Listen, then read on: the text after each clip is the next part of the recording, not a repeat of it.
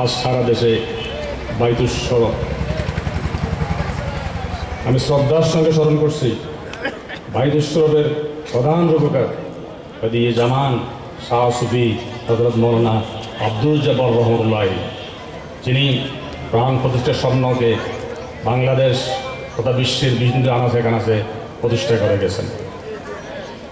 আমি গভীর কৃতজ্ঞতা এবং শ্রদ্ধা জানাচ্ছি শ্রদ্ধা হযরত কেবলা এবং হুজুরে কাবার পদের পর এই বাইতুস শরফের কর্মকাণ্ডকে যার গতিশীল নেতৃত্বে তার সুষ্ঠু ভিত্তির উপর প্রতিষ্ঠা করে সারা দেশে একটা গতিশীল পর্যায়ে নিয়ে এসে সক্ষম হয়েছেন, সে আমাদের শ্রদ্ধা হুজুর কেবলা বাহরুল উলুম শাহ সুফি হযরত মৌলানা কুতুবউদ্দিন মদ্দাজিল্লাহুল আলী। আমি শ্রদ্ধার সঙ্গে স্মরণ করছি এখান থেকে এক কিলোমিটারের মধ্যে শুরু আছেন যার স্মৃতি বিজড়িত রাজশাহী শাহ মখদুম রহমতুল্লাহ। 30 কিলোমিটার দূরে শুরু আছেন হযরত শাহ নিয়ামত আলী রহমতুল্লাহ। সোনা মসজিদ প্রাঙ্গণে শুরু আছেন দুজন বীর মুক্তিযোদ্ধা বীরশ্রেষ্ঠ মহিউদ্দিন সাহেব এবং আমার চট্টগ্রামের কৃতি সন্তান মেজর নাসিমুল হক। আমি তাদের আত্মার মাগফিরাত কামনা করছি এবং এই বীরশ্রেষ্ঠ এবং বঙ্গবন্ধু সহ এই দেশের স্বাধীনতাতে যারা প্রাণ দিয়েছেন তাদের আত্মত্যাগ আজকে এই স্বাধীন দেশ পেয়েছি, আমি তাদের সবার রূহের মাগফিরাত কামনা করছি। যাদের জন্ম না হলে, যাদের আত্মত্যাগ না হলে এই দেশ স্বাধীন হতো না। আজকে যে আমরা অনুষ্ঠান করতে পারতেছি স্বাধীনভাবে এই অনুষ্ঠান করতে পারতাম না। আমার পাশের দেশ কাশ্মীর পারে না, আমার ওই পাশের দেশ মায়ানমারে পারে না, প্যালেস্টাইনে পারে না। এটা আল্লাহর রহমত, কিছু মানুষের ত্যাগ, আত্মদান আর পীর মুর্শিদের বদৌলতে এই দেশে স্বাধীনভাবে এদের অনুষ্ঠান ধর্মের কাজ করতে আমরা সক্ষম হয়েছি। বাইতুস শরফের কর্মকাণ্ড বিস্তৃত সম্পর্কে আমার শাহজাদা, আমার অত্যন্ত স্নেহভাজন শাহজাদা জনাব মৌলানা সালাউদ্দিন বেলাল যে সুন্দরভাবে বর্ণনা করেছেন, সেখানে আমার আর কিছু বলার নাই। আর আজকে যিনি প্রধান অতিথি তিনি জ্ঞানের সাগর, তিনি শিক্ষাবিদ, কবি এবং দার্শনিক। ওনার বক্তব্যে আমরা শুনব। আমি বক্তা নই, বক্তৃতা আমার কাজও নয়। আমি যখন বাইতুস শরফের নগণ্য দায়িত্ব পাই মরহুম শ্রদ্ধেয় হুজুর কেবলার হাতে, তখন আমার কোনো নিষেধাজ্ঞা ছিল বক্তৃতা না করার জন্য। হুজুর কেবলা বললেন বক্তৃতা করার জন্য এই দেশে অনেক মানুষ আছে, অভাব নাই, বক্তারাও এ দেশে নাই। আর আমি ওয়াজ করার মানুষ নই, আমি আলেম নই, আমার বিদা আলেম, আমি কিন্তু আলেমও নই। আমাকে দায়িত্ব দিয়েছিল কাজ করার জন্য, অর্থাৎ ক্ষুদ্র একটা বাইতুস শরফ করার জন্য কসবাদের দায়িত্ব দিয়েছিল। এবং সেই দায়িত্বটার মধ্যে অনেক কিছু আছে, আমি এটা আলাপ করবো। তাহলে যা কিছু বলবো আমাদের কথা না দিয়ে মুহূর্তের বক্তব্য থেকে আমরা শুনব। আমি আর কৃতজ্ঞতার সাথে এই ধন্যবাদ জানাচ্ছি যে এই সভাপতি বাইতুস শরফের মোজাম্মেল সাহেব এবং জাহাঙ্গীর সরকার মুহূর্ত সাহেবকে আর যারা হুজুর কেবলার হাত ধরে বাংলাদেশের এই পদ্মাপাড়ের রাজশাহী জেলায় একটা বাইতুস শরফ স্থাপন করে অনেক দূরে এগিয়ে নিয়ে গেছেন। আমি বাংলাদেশের সর্বদক্ষিণ প্রান্তের জেলা কক্সবাজার থেকে এসেছি, আর এই পাড়েও আজকে বাইতুস শরফ। সারা বাংলাদেশে বাইতুস শরফ একটা অদ্বিতীয় প্রতিষ্ঠান হিসেবে আজকে অগ্রগামী হচ্ছে। আমি আমার এই জায়গাটা সরকার সাহেব বললেন হুজুর কেবলা আসছেন, আজকে বৃষ্টি হয়েছে, তারপরে এখন আর বৃষ্টি নেই। তাই ফিরৌলিয়ারা তো আল্লাহর রহমত নিয়ে আসে, বৃষ্টির আল্লাহর রহমত। হুজুর কেবলা আসবেন, বৃষ্টি হবে, সেটা আশ্চর্য হওয়ার কিছু না, স্বাভাবিক ব্যাপার। কারণ বৃষ্টি এবং এই যে আল্লাহর পানি, এটা মানুষের অনেক দেশ বৃষ্টিরাও তো হাহাকার হয়ে গেছে। আজকে যে বৃষ্টি হলো, এর থেকে বড় রহমত, এর থেকে বড় নিয়ামত হতে পারে? এই হচ্ছে পীড়াও দিয়ে। আমি হুজুরের সঙ্গে, মধুমতুল্লার সঙ্গে বাংলাদেশের অনেক জায়গায় গিয়েছি, 60% অনুষ্ঠানের মধ্যে আমরা বৃষ্টির মুখোমুখি হয়েছি, 60%। কিন্তু বৃষ্টিও হয়েছে, আল্লাহর রহমত হয়েছে, মাহফিলও কোনোদিন বন্ধ হয়নি। আজকে এখানে বৃষ্টি হয়েছে, মাহফিলে কোনো অসুবিধা হয়েছে? আলহামদুলিল্লাহ বলেন। এই হচ্ছে ফিরুলিয়া। ওনারা যেখানে যান আল্লাহর রহমত সেখানে থাকে। এটা একটা নমুনা আপনাদেরকে দেখাইছি, আজকে কিছু না। এটা যারা মনে প্রাণে বিশ্বাস করে কাজ করতে পারে তারা কি করতে পারে না। এই বাইতুল শরফের কর্মকাণ্ডের সঙ্গে যারা আমরা জড়িত, এই রাজশাহীতে বাংলাদেশের বিভিন্ন জায়গায় আমরা যারা এসেছি, বাইতুল শরফে যারা সংশ্লিষ্ট, আমরা সেটা মনে প্রাণে বিশ্বাস করে আমরা উপলব্ধি করতে পারি। কেমন? বাইতুল শরফ এমন একটা প্রতিষ্ঠান, এটা ধর্মের কাজের পাশাপাশি শিক্ষা, মানব কল্যাণ এবং আত্মমানবতার সেবায় এই নিবেদিত প্রাণ প্রতিষ্ঠান। সারা বাংলাদেশে অনেক পীর মসজিদ আছে। পীরেরা কিন্তু, আউলিয়ারা কিন্তু দুনিয়াতেও বাচ্চা, আগ্রাতেও বাচ্চা। আজকে 600 বছর হয়ে গেছে। শাহ মখদুম রহমতুল্লাহ আলাইহি, শাহ নিয়ামতুল্লাহ আলাইহি এরা দুনিয়াতে বিদায় নিয়ে গেছেন। এদের প্রভাব কিন্তু এই দেশ থেকে যায়নি। এরাই হচ্ছে পীর আউলিয়া। দুনিয়ার থেকে বিদায় নেওয়ার পরে এদের প্রভাব যাবে কেউ বিশ্বাস করতে পারে না। নেতা নেত্রীর নামে অনেক নাম দিয়ে অনেক ব্রিজ হয়, বিমান মতো অনেক কিছু হয়, কিন্তু ক্ষমতা চলে গেলে সেগুলো আবার মানুষ বুঝতে ফেলেন। শাহজালাল বিমানবন্দরের নামকে বুঝতে পারবে? সেই বেয়াদবি বাংলাদেশে কেউ করবে না। এই হচ্ছে পীর আউলিয়া। এদের প্রভাব শাহজালাল চলে গেছে অনেক আগে, কিন্তু ওই নামটা মোছার সাহস কেউ করবে না। পীর আউলিয়ার সম্বন্ধে আর কিছু বলার আছে? এই বাইতুল শরফ ধর্মের কাজের সঙ্গে সঙ্গে আধ্যাত্মিক এবং মানব কল্যাণে যে কাজটা করতে সারা দেশে অন্য কোনো প্রতিষ্ঠান সেটা করে না। তার প্রমাণ ক্ষুদ্র একটা বাইতুল শরফ নিয়ে কক্সবাজার আমাকে দায়িত্ব দিয়েছিল। মরহুমরা বলছিল যে এটাকে মডেল করতে হবে। আমি হুজুর, আমি সামান্য সরকারি চাকরি করি, আমি 36 বছর সরকারি স্কুলে চাকরি করেছি, 2টা সরকারি জিলা স্কুলের প্রধান শিক্ষকের দায়িত্ব পালন করেছি। আমার প্রমাদ এতটুকু, আর বেশি কিছু নেই। আমার মতো শিক্ষক হাজার হাজার রাস্তার মধ্যে আছে, কিন্তু না, বলো যে তুমি এটা করো। কীভাবে করো? একটা মসজিদ 200 মানুষ নামাজ পড়তে পারতো, ক্ষুদ্র আরেকটা এতিমখানা। ফজলুল্লাহ বললেন, দায়িত্ব দিলেন, আমি দায়িত্ব নিলাম। সেখানে মসজিদ হলো, আরেকটা হাসপাতাল হলো, এতিমখানা হলো, আর হুজুর কেবলা দুনিয়ার থেকে বিদায় নিলেন।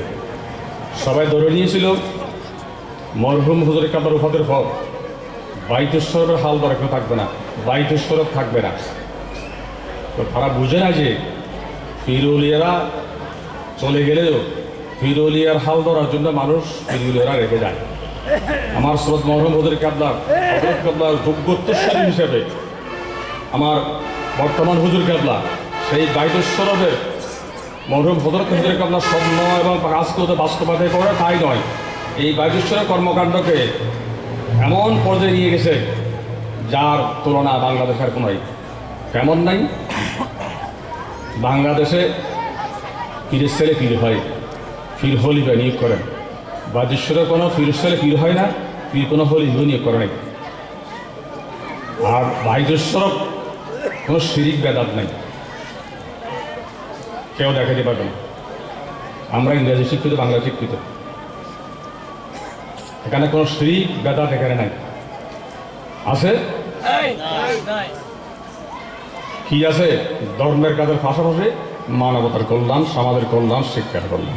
এই কক্সবাজার বাইতুল শরফের কথা চিন্তা করেন। আমি 28 তারিখ আসার সময়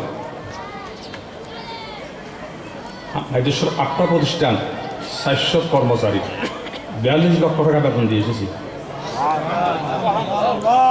কক্সবাজার বাইতুল শরফের কথা বলতেছি। সমস্ত বেতন দেওয়ার পরে 28 তারিখ আমি হুজুর কেবলার সঙ্গে চলে আসছি ঢাকায়। 400 কর্মচারী, 42 লক্ষ টাকা মাসে বেতন দিতে হয়। 8টা প্রতিষ্ঠান। কি প্রতিষ্ঠান? মাদ্রাসা, এতিমখানা, হেফজখানা, হাসপাতাল এবং একাডেমি, মসজিদ। কীরকম? হ্যাঁ, এতিমখানা। কীরকম এতিমখানা? কিছু গরিবের ছেলেকে আনলে আমি কিছু মাদ্রাসায় পড়ালাম, কিছু কোরআন হাফেজ বানালাম, সেই রকম এতিমখানা নয়। হ্যাঁ, কোরআন হাফেজও বানাই, মাদ্রাসা দিই, কিন্তু এদেরকে আধুনিক কারিগরি শিক্ষার মাধ্যমে আমরা মানুষ করি। আমরা জানি খুশি হবেন, কক্সবাজার বাইতুল শরফ এতিমখানার ছাত্র, পদ্মা সেতুর মধ্যে ইঞ্জিনিয়ার, মাতারবাড়ি বিদ্যুৎ কেন্দ্রের মধ্যে ইঞ্জিনিয়ার, আমেরিকার বহুজাতিক কোম্পানি চাকরি করে, কক্সবাজারের তিনখানা ছাত্র। মরহুম হুজুর কেবলা এবং বর্তমান হুজুর কেবলা বললেন যে এদেরকে তিন ছেলেদেরকে আইনে কিছু শুধু আলেম বানাবে আর কিছু করা হেতু করবে, এরা তো বাদ পেতে পারবে না। যুগ কি বলে? যুগ তো জ্ঞান বিজ্ঞান এবং প্রযুক্তির যুগ। এই যুগে আপনি যদি জ্ঞান বিজ্ঞান প্রযুক্তির সঙ্গে আপনি হাত মিলাতে না পারেন, তাহলে এরা কিছু করবে না। তাই তিন ছেলে কত করে এনে এখানে পালন করবেন, কিছুদিন পরে বের করে দেবেন, এটা তো হলো না। এই তিনখানা ছাত্র আমেরিকার বহুজাতিক কোনো চাকরি করে, পদ্মা সেতুর ইঞ্জিনিয়ার, বোর্ডে পড়ে, ঢাকা বিশ্ববিদ্যালয়ে পড়ে।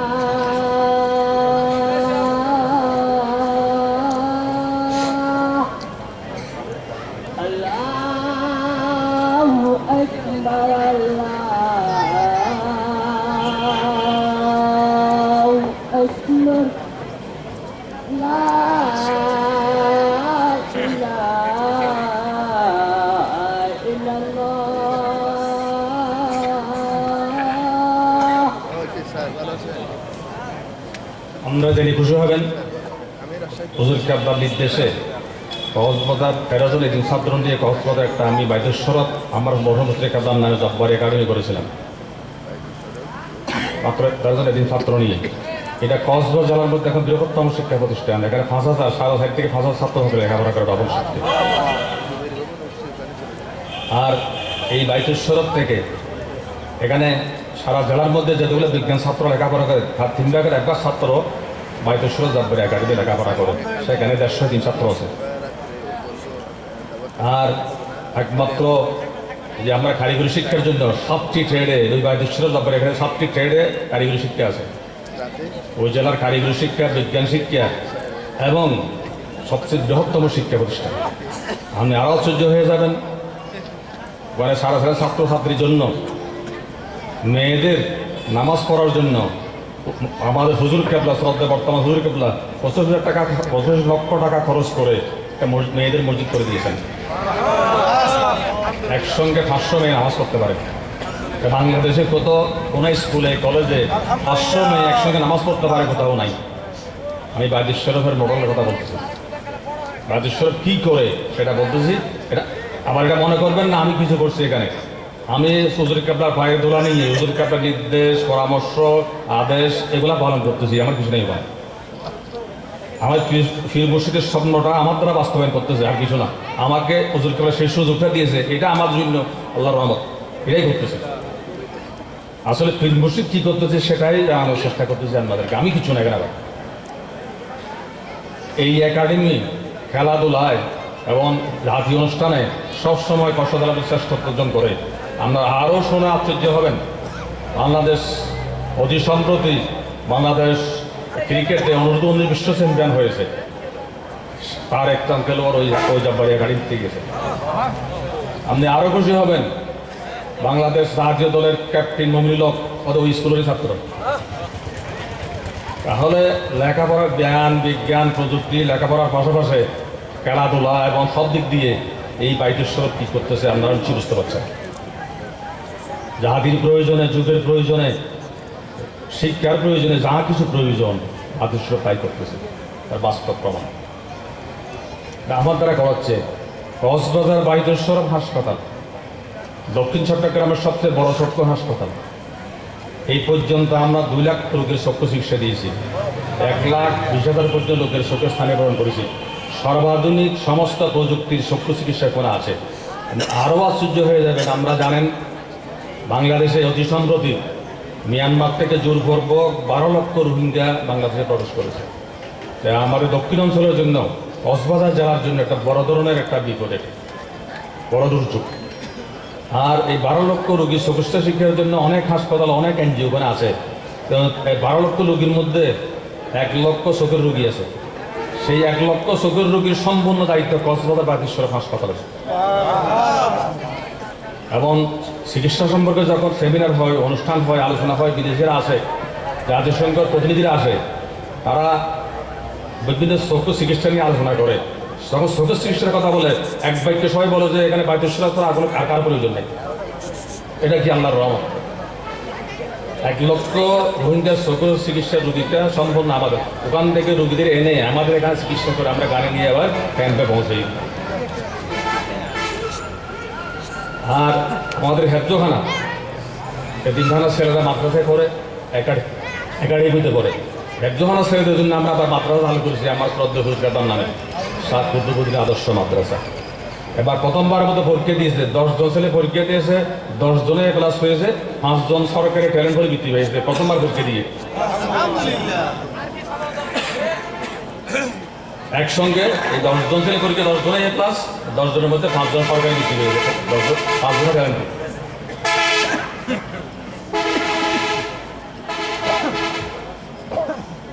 দেশ জ্ঞান বিজ্ঞান প্রযুক্তির মধ্যে চলতেছে। বাইতেশ্বরম যদি তার থেকে পিছনে থাকে তাহলে তো আমরা সমাজের থেকে বিচ্ছিন্ন হয়ে যাব। আপনারা নিশ্চয়ই জানেন সারা পৃথিবীতে মুসলমানের একটা দুর্দিন চলতেছে এখন। বাইতেশ্বরম যেই পথে মডেল দিয়ে তাদের শিক্ষা চিকিৎসা জ্ঞান বিজ্ঞান প্রযুক্তিতে যদি আমরা এগিয়ে যেতে না পারি, 8ম শতাব্দীতে মুসলমানেরা, 8শ শতাব্দীতে মুসলমানদের জ্ঞান বিজ্ঞান পৃথিবীতে যে আলো ছড়িয়েছিল সেই আজকে নাই। আমাদের জ্ঞানী গুণী ওয়াজির কোনো অভাব নাই, কিন্তু আমরা ক্ষুদ্র একটা ইসরায়েলের দেশ, চট্টগ্রাম বিভাগের মতো মানুষের সংখ্যা, আর একটা সুইচ টিপলে সব অসহায় হয়ে যায়।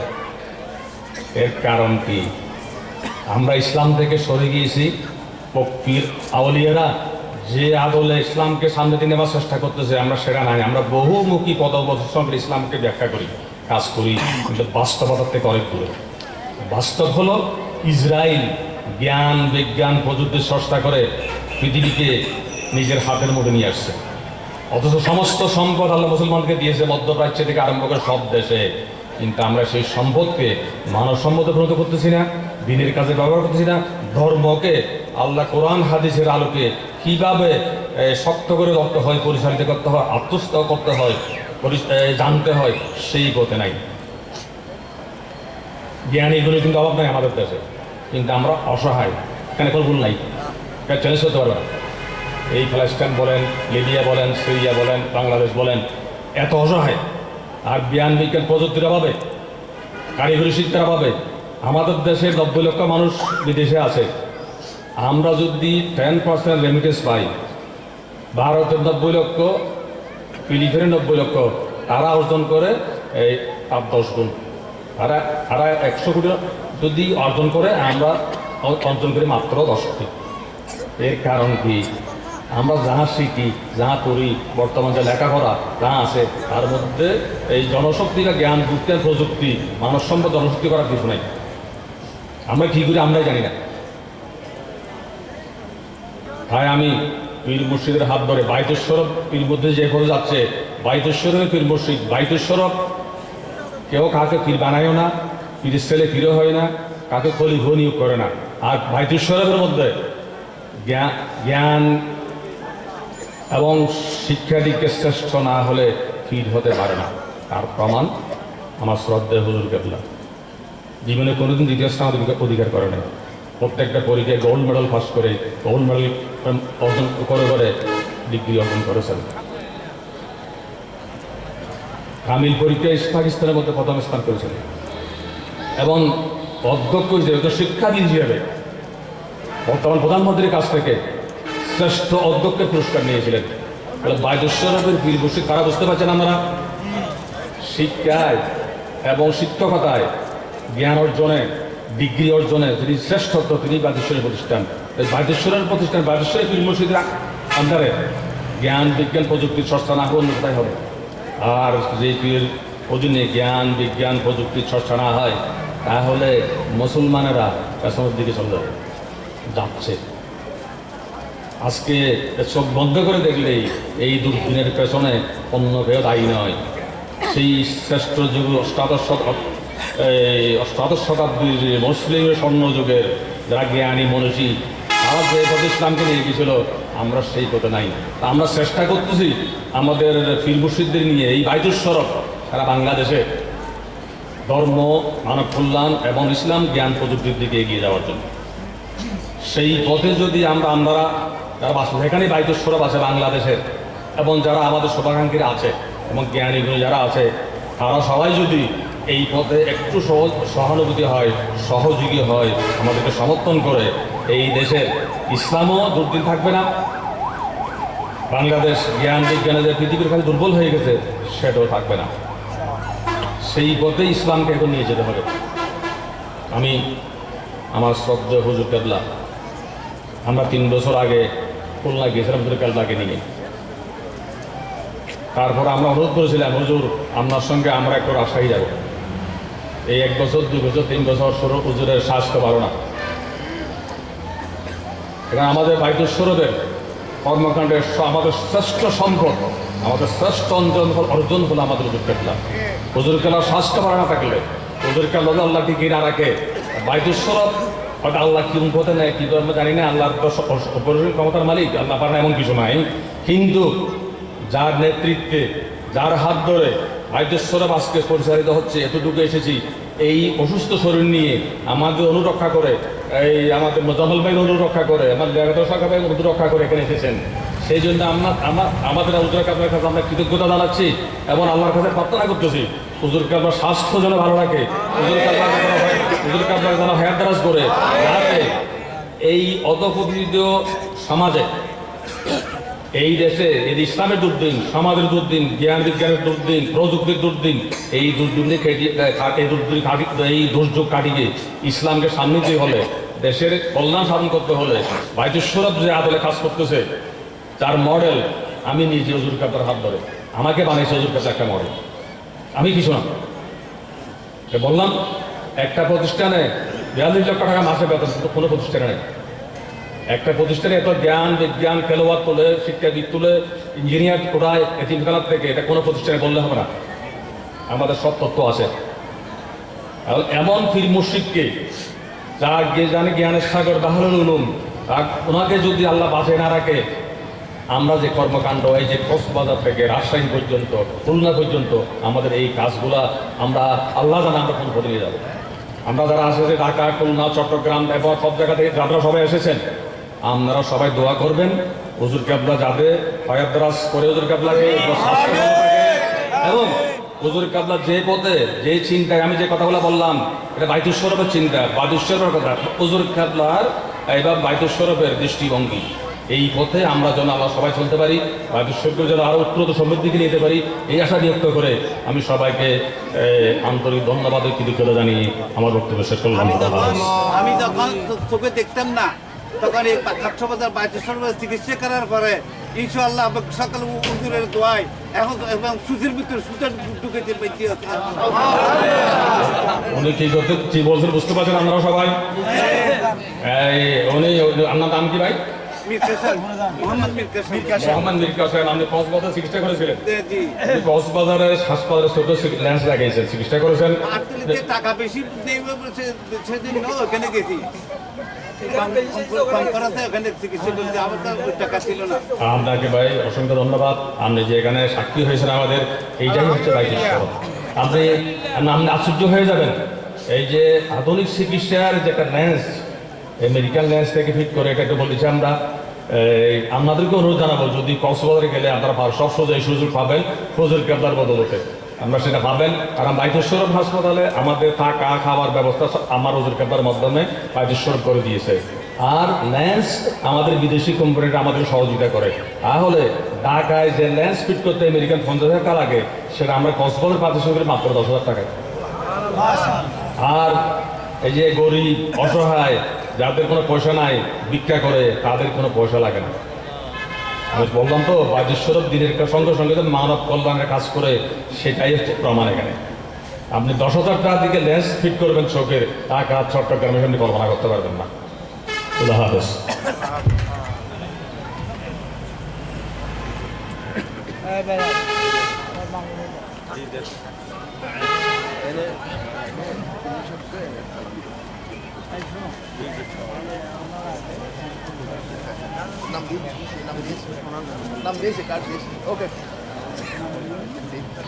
সম্মানিত উপস্থিতি, আমি অত্যন্ত দুঃখের সঙ্গে জানাচ্ছি আমার ছোট ভাইয়ের ছেলে এখনই হাসপাতালে নিয়ে গেলে খুবই অসুস্থ। তার বয়স মাত্র 22 বছর সরি, তার বয়স 22 বছর। সে ইঞ্জিনিয়ারিং করছিল, হঠাৎ সে অসুস্থ হয়ে গেছে এবং আল্লাহ জানে উনি থাকবেন কিনা। আমি হুজুর কেবলাকে দোয়া করতে বলবো তার জন্য, আপনারা সকলেই তার জন্য দোয়া করবেন। আমি আপনাদের কাছে এই দোয়া চাচ্ছি। এবারে বক্তব্য রাখার জন্য বিনীত অনুরোধ করছি রাজশাহী মদিনাতুল উলুম কামিল মাদ্রাসার সম্মানিত প্রিন্সিপাল জনাব মুকাদ্দাসুল ইসলাম।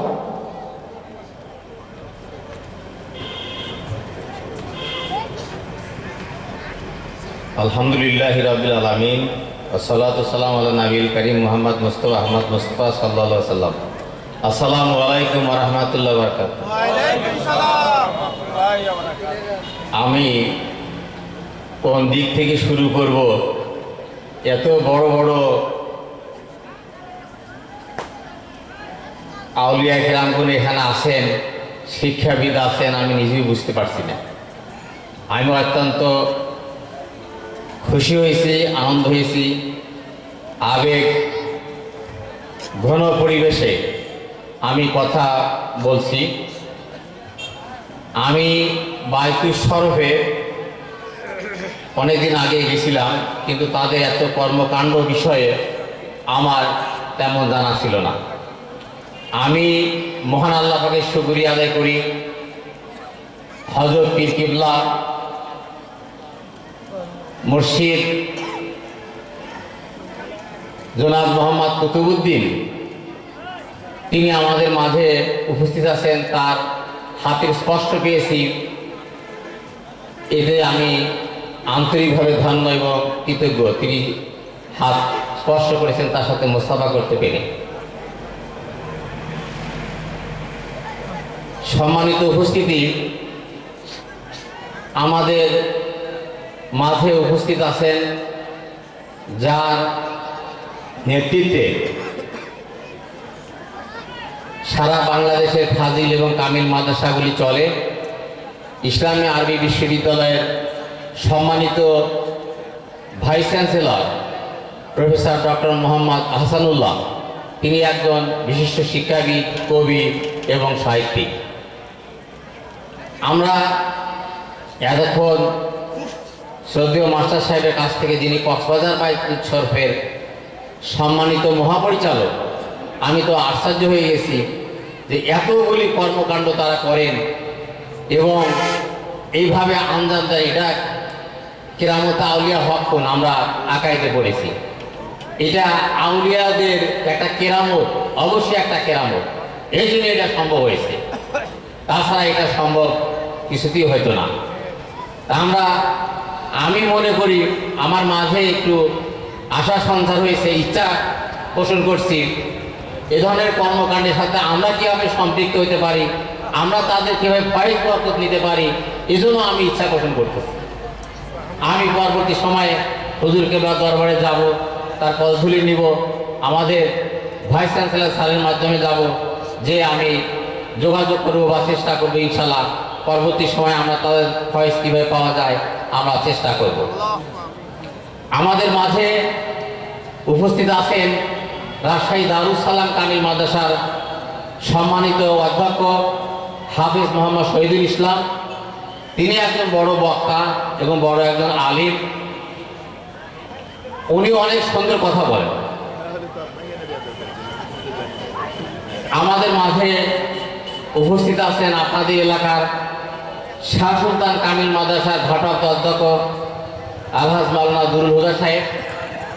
আমি ধন্যবাদ জানাচ্ছি আমাদের ভাইস চ্যান্সেলর স্যারকে, যে তার মাধ্যমে আমরা এখানে এসে এত বড় একটা জ্ঞানের এবং এত বড় একটা কর্মকাণ্ডের সন্ধান আমরা পেলাম, এবং আমরা এ সমস্ত পদ্ধতি এবং তাদের সহযোগিতা নিয়ে আগিয়ে যে আমরা দেশে যেমন ইসলামী ভাবধারা চিন্তাভাবনা কার্যক্রম চালাতে পারবো, তেমনি মানুষের কর্মসংস্থানের ব্যবস্থা করা যাবে।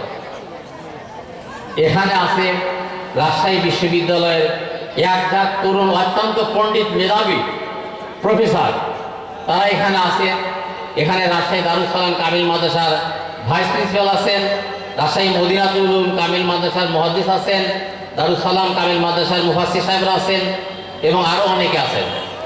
আমি আপনাদের সকলের প্রতি কৃতজ্ঞ।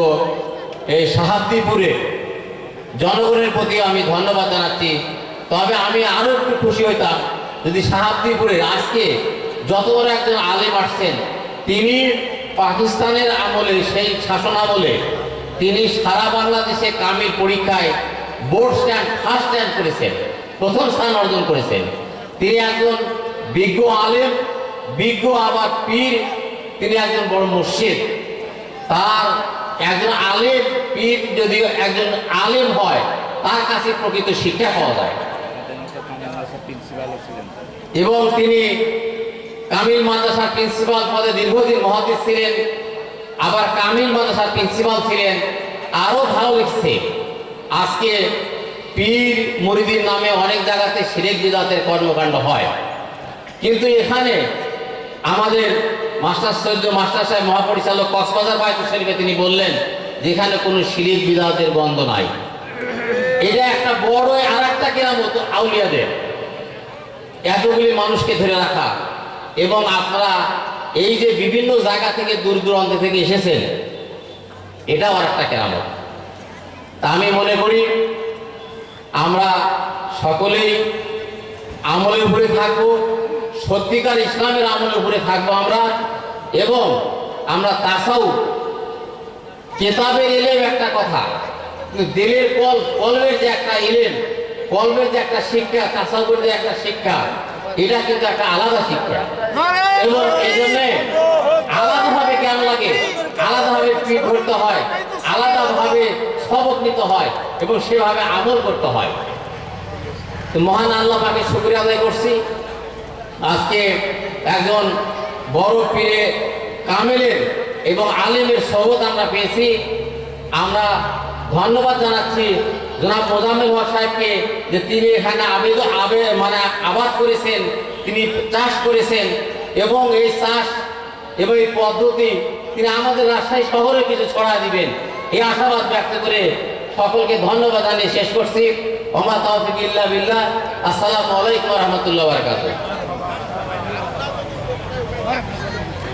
আলহামদুলিল্লাহ, সম্মানিত অধ্যক্ষ মহোদয়কে আমি মোবারকবাদ জানাচ্ছি, আল্লাহর দরবারে শুকরিয়া আদায় করছি। শুধু ফার্স্ট ক্লাস ফার্স্ট নয়, এবং গণপ্রজাতন্ত্রী বাংলাদেশ সরকার থেকে 2 বার তিনি স্বর্ণ পদক পেয়েছেন আমাদের পরম শ্রদ্ধেয় হুজুর কেবলা মাদ্দাজিল্লাহুল আলী। আমি বাইতুল শরীফের কর্মকাণ্ড 181টি একর মসজিদে বাইতুল শরীফ রয়েছে এবং প্রায় 25টির অধিক এতিমখানাও রয়েছে। আলহামদুলিল্লাহ, আমাদের বাংলাদেশে সর্বত্র ছড়িয়ে আছে খায়রুন নাস মান ইয়ানফাউন নাস, এই মানব সভার কার্যক্রম। এ পর্যায়ে আমি শুকরিয়ার বাণী পেশ করার জন্য বিনীত অনুরোধ করছি রাজশাহী দারুস সালাম কামিল মাদ্রাসার সম্মানিত অধ্যক্ষ HM শহীদুল ইসলাম। জি, আল্লাহ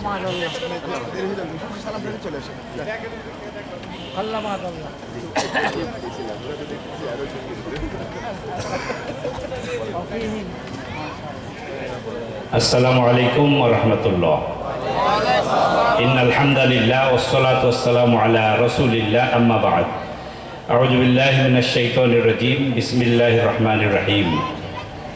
ইন্নামা ইয়াখশাল্লাহা মিন ইবাদিহিল উলামা। সাদাকাল্লাহুল আযীম। শাহাবদীপুর বায়তুস সাদ কমপ্লেক্স কর্তৃক আয়োজিত আজকের এই বার্ষিক সভায় উপস্থিত আছেন আমাদের সকলের শ্রদ্ধাভাজন বাংলাদেশের পীর আউলিয়াদের মধ্যে সর্বশ্রেষ্ঠ পীর বায়তুস শরফের গদ্দেনসিন পীর, আমাদের সকলের মুরব্বী হযরত শাহ কুতুবউদ্দিন মাদ্দাজিহুল আলী, আল্লাহ তাআলা তাকে নেক হায়াত দান করুন। সকলে বলে আমিন। উপস্থিত রয়েছেন সারা বাংলাদেশের ফাজিল এবং কামিল মাদ্রাসার যিনি পৃষ্ঠপোষক, অভিভাবক, ফাদার, আমাদের দেখাশোনা করেন সারা বাংলাদেশে যতগুলো ফাজিল এবং কামিল মাদ্রাসার যিনি বস, আমাদের সকলের বস, ইসলামী আরবি বিশ্ববিদ্যালয়ের ভাইস চ্যান্সেলর জনাব প্রফেসর ডক্টর আহসানুল্লাহ স্যার। আমি স্যারের অনুমতিক্রমে দাঁড়িয়েছি, বক্তৃতা কিছু করব না, আপনাদেরকে সালাম দিলাম। আমরা বায়তুস শরফ সম্পর্কে যা অবগত হয়েছি আলহামদুলিল্লাহ, আমরা যে লাইনের, আমাদের পীর সাহেব হুজুরও সেই লাইনের দিক দিয়ে মিল থাকায় আন্তরিক একটা যে মহাব্বত, ভালোবাসা, সেটা অন্তর থেকে অটোমেটিক আমাদের তৈরি হয়েছে। আমিও কথা দিচ্ছি আগামী দিনে বায়তুস শরফের সাথে সম্পৃক্ত থেকে সারা বাংলাদেশে দ্বীনি খেদমতের কাজ কিভাবে ছড়িয়ে দেওয়া যায় সে ব্যাপারে আমিও নিজেকে বায়তুস শরফের সাথে আত্মনিয়োগ করতে চাই। আল্লাহ তাআলা আমাদের সকলকে তৌফিক দিন। সবাই বলি আমিন। আসসালামু আলাইকুম ওয়া রাহমাতুল্লাহি ওয়া বারাকাতুহু।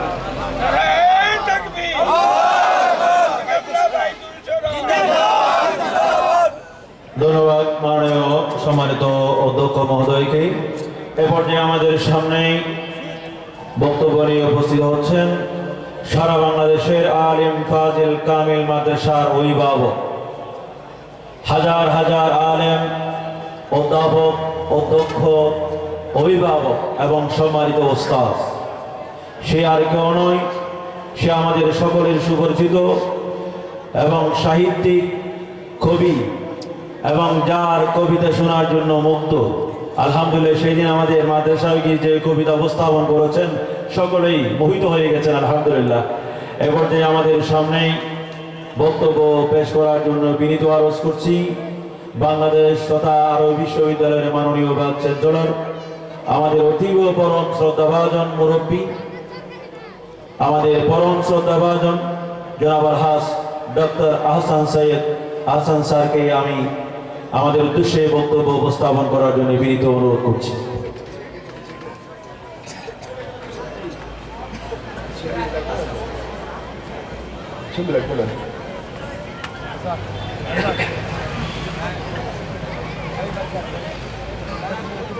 बिस्मिल्लाहिर रहमानिर रहीम नहमदुहु व नुसल्ली व नुसल्लिमु अला रसूलिहिल करीम अम्मा बाद। রাজশাহীর এই ঠিক আছে এটা আর কি করব।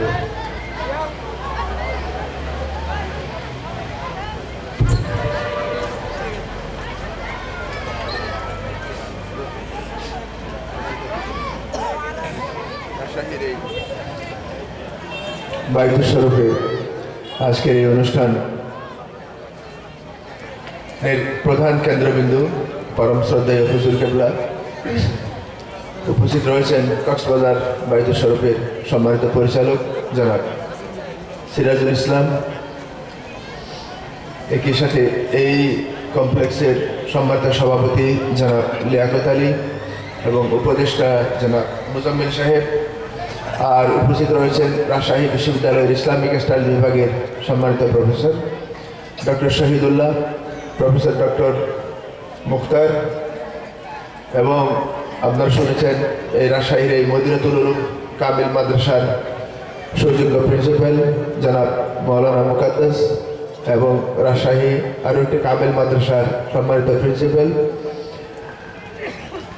এখানে রয়েছেন জনাব শহীদুল্লাহ, একটু আগে সুন্দর বক্তব্য রাখলেন। আরও একজন প্রিন্সিপাল রয়েছেন এখানে, সেই সাথে আরও মুহাদ্দিস মুফাসসির আসাতিজা কেরাম এখানে উপস্থিত রয়েছেন, আর আপনারা সকলে রয়েছেন।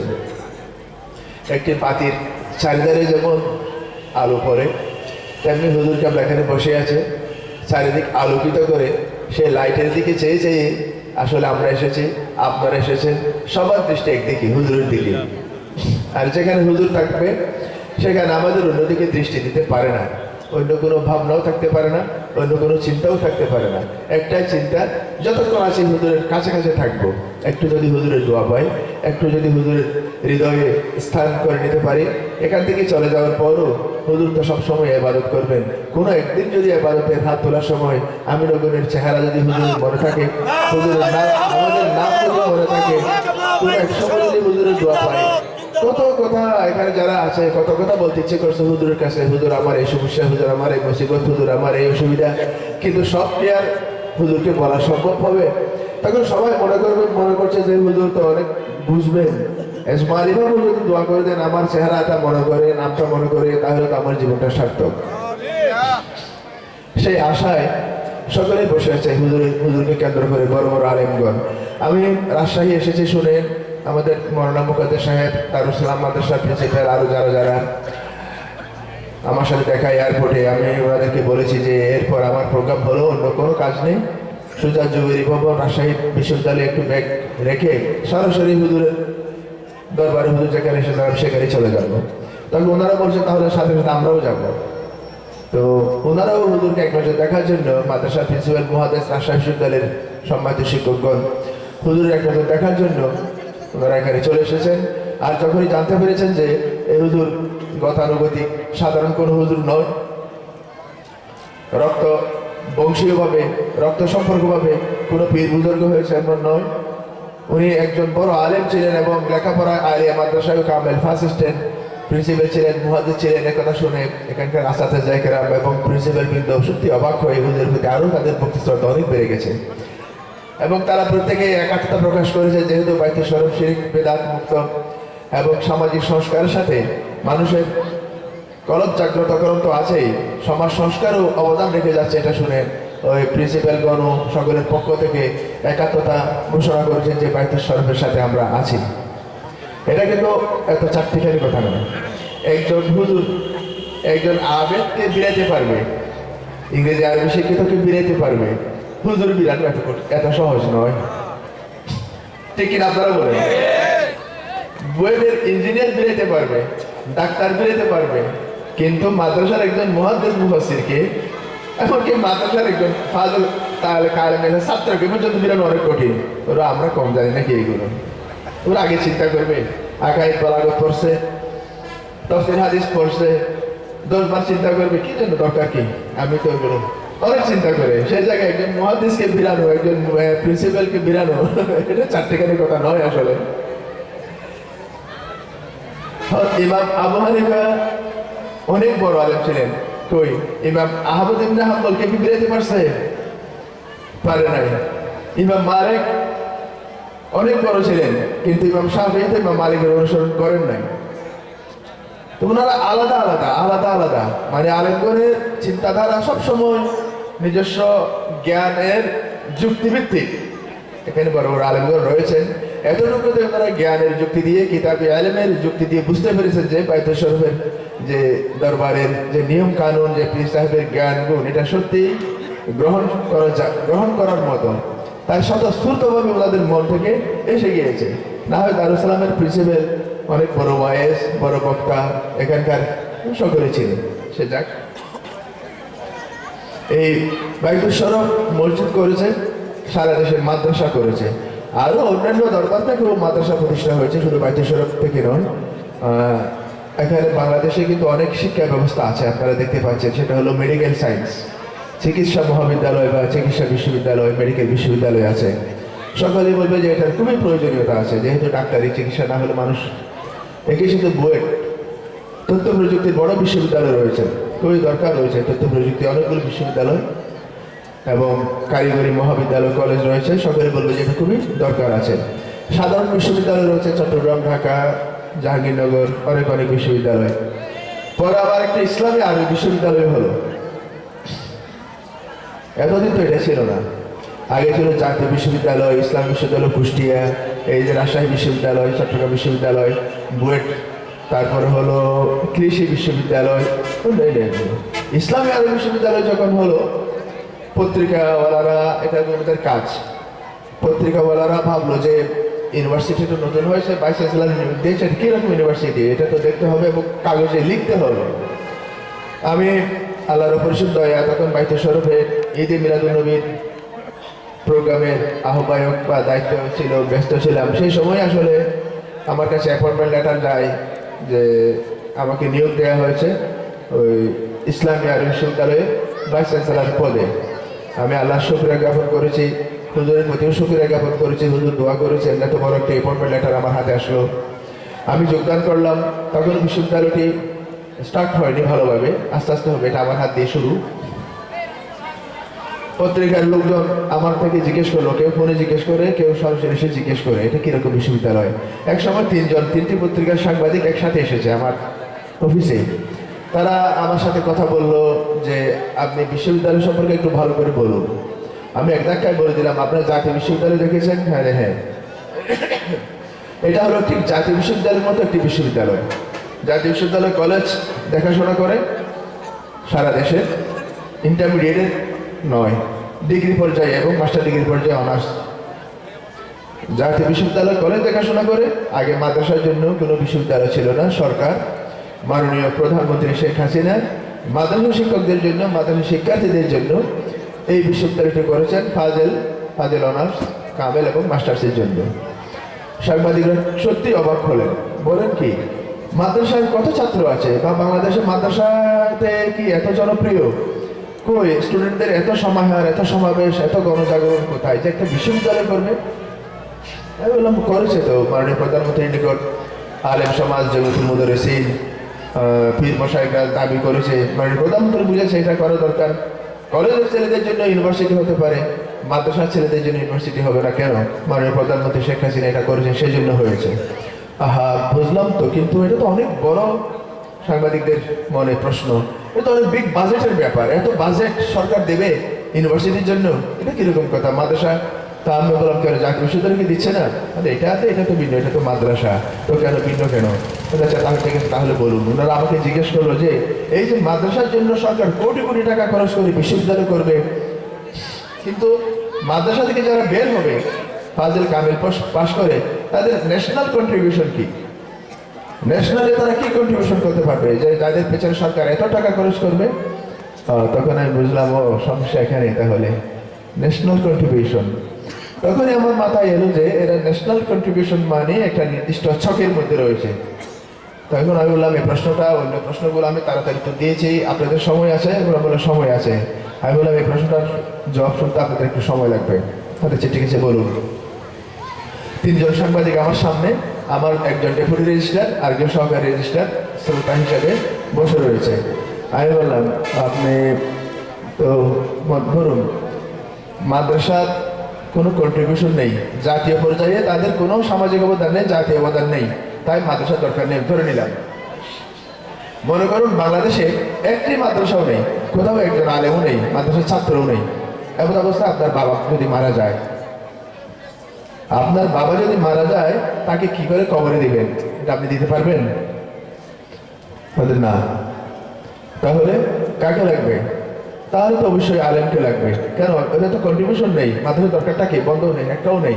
তাহলে আপনার মাদ্রাসা যদি না থাকতো, একজন কবরস্থ করতে, দফন করতে তো আলেম লাগতেছে। তাহলে এখন মাদ্রাসা যখন কন্ট্রিবিউশন নেই, মাদ্রাসা নেই, তাহলে আপনার বাবাকে তার কবর দিতে পারবেন না? উঠানে রোদের মধ্যে শুকিয়ে রাখেন। দ্বিতীয়বার তাদেরকে বললাম আপনারা নিশ্চয় বিয়ে করেছেন, যেহেতু বয়স বোঝাচ্ছে। হ্যাঁ তা তো করেছেন। বিয়ে কি এমনিতে এমনিতে করেছেন? কোন একটা মেয়ের সাথে ডেকে কথা বলে যাবে তোমাকে বিয়ে করতে চাই, সেও রাজি, আপনিও রাজি, বিয়ে হয়ে গেছে? না তৃতীয় কোনো লোকজন প্রয়োজন হয়েছে আপনার আগদের জন্য? ওদের আগদের সময় তো একটা হুজুর লাগেই। আপনি তো বলেন এতে কোনো কন্ট্রিবিউশন নেই, মাদ্রাসার কি প্রয়োজন, সরকার কেন খরচ করবে? আপনারা এতক্ষণ লক্ষ্য করেছেন, অন্য অন্য লোক হলে আমি বলতাম যে দেখুন ইসলামের 50 স্তম্ভ, বুনিয়াল ইসলাম আলা খামসিন শাহাদাতে আল্লাহ ইলাহা ইল্লাল্লাহ, একটার সাথে রমজান কথা একটা আমি বলে যেতাম, কিন্তু এগুলো বললে ওনাদের এটা গ্রহণযোগ্য হবে না। 50 স্তম্ভ কেমন করে পালন করবো সেদিকে আমি না গিয়ে বাস্তবভাবে কি প্রয়োজনটা, তাহলে আপনারা বিয়ে করতে পারতেন না, হয়তোবা সম্পর্ক করতে পারতেন, বাট ম্যারেজ এটা সম্ভব ছিল না। এবার আসেন, আমাদের মাদ্রাসায় পড়েছি, এখানে সব ফেকার কিতাবে, হাদিসের কিতাবে কিতাবুত তাহারত রয়েছে।